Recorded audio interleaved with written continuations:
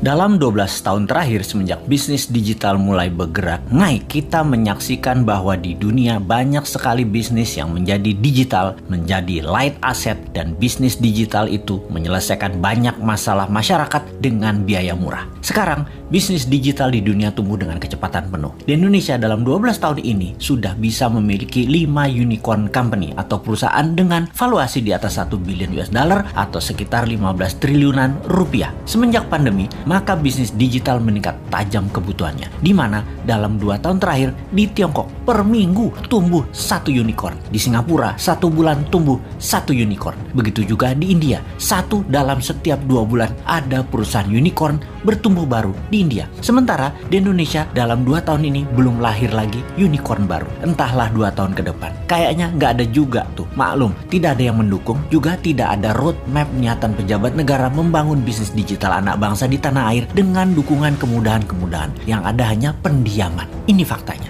Kalau dilihat dari sisi bisnis, bagaimana kita melihat hal ini? Apakah orang Indonesia itu tidak kreatif yang bisa membuat masalah besar diselesaikan dengan teknologi digital? Atau regulasi pemerintah yang memang terlalu fokus di politik dan terlalu memikirkan pencitraan sehingga lupa mengangkat sendi bernegara lainnya seperti ekonomi, budaya, sosial, pertahanan, dan keamanan? Terlalu politik, sangat politik, serta politik adalah segalanya yang harus didulukan. Sungguh, unicorn ini berciri satu hal, semakin besar problem yang di-solve, semakin besar masalah yang terselesaikan. Maka semakin cepat perusahaan digital itu bertumbuh serta dibutuhkan karena memang menyelesaikan masalah-masalah besar tadi. Apakah di Indonesia sudah tidak ada problem besar lagi? Apakah sudah banyak solusi yang dibuat? Atau malah kebijakan mengebiri banyak gerakan kreatif masyarakat? Contoh, data di lapangan ada puluhan ribu pendaftar minta sertifikasi BPOM yang sudah tahunan gak keluar.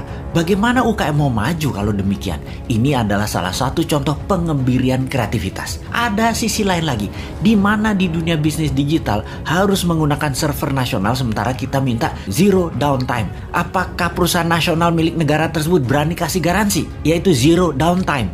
Nggak ada tuh. Bahaya dalam bisnis digital misalnya kalau mau transfer duit, tahu-tahu ngedrop. Namun server dan sarana internetnya nggak berani kasih jaminan atau ganti rugi. Berat lah. Nah, itulah susahnya berbisnis dengan negara yang berbisnis, yaitu BUMN. Sementara server dan fasilitas dari luar negeri sudah lebih murah plus garansi zero downtime. Kalau lama mereka bayar penalti, tetapi nggak boleh dipakai. Kalau bisnis digital buat browsing-browsing sih aman. Yang paling ditakuti adalah pada saat upload data. Ini nggak boleh ada downtime. Jadi, wahai generasi new mind, harusnya kita mengatakan lupakan mimpi jadi Mark Zuckerberg, lupakan mimpi jadi Jack Ma-nya di Indonesia, karena perusahaan Anda sulit jadi unicorn dalam waktu yang cepat. Apakah kalau mau kaya cepat di negeri politik ini emangnya harus breaking law, merusak aturan bisnis yang ada gitu ya? Kita jadi nggak bisa alim-alim amat kalau kayak gitu. Harus super kreatif mengalahkan kekakuan old mind regulator yang cari selamat di dalam menjabat, bukan malah untuk mempermudah masyarakat berusaha. Duh, lamanya 2024.